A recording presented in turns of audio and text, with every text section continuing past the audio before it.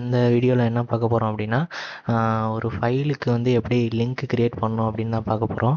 For எக்ஸாம்பிளுக்கு என்னோடய word document இருக்குது. இதை நான் வந்து பிடிஎஃபாக மாற்றி அதுக்கு வந்து ஒரு லிங்க் க்ரியேட் பண்ண போகிறேன்.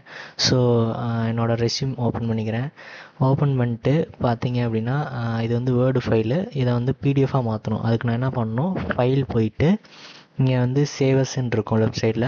சேவஸ் கிளிக் பண்ணி என்னோடய டவுன்லோட் ஃபோல்டரில் போயிட்டு இங்கே வந்து கீழே பார்த்தீங்கன்னா வேர்ட் டாக்குமெண்ட் இருக்கும். அதை கிளிக் பண்ணிங்க அப்படின்னா நிறைய ஃபைல் டைப் வரும். அதில் பிடிஎஃப் செலக்ட் பண்ணி சேவ் கொடுத்துக்கோங்க.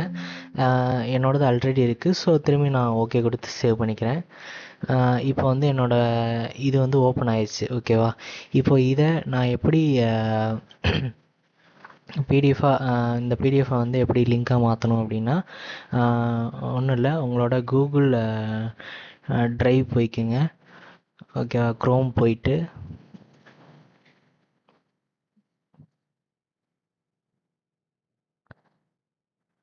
கூகுள்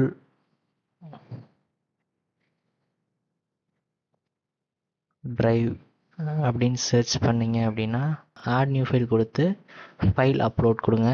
ஃபைல் அப்லோடில் டவுன்லோட்ஸில் என்னோடய ரெஸ்யூம் இப்போ இருக்குது. இந்த இதை ஓப்பன் பண்ணுறேன்.